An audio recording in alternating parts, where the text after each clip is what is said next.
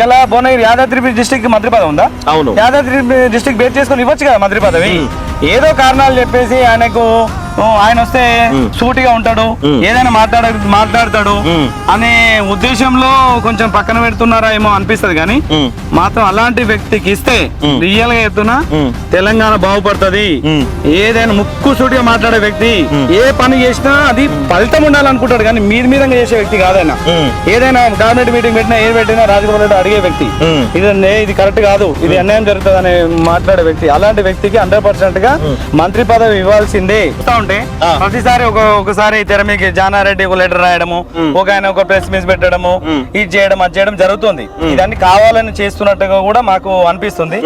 ఏదేమైనా రాజగోపాల్ రెడ్డి గారికి మంత్రి పదవి ఇవ్వకపోతే ఓన్లీ మున్గోడు ప్రజలే బాధపడడం కాదు, తెలంగాణ మొత్తం ప్రజలు బాధపడుతున్నారు.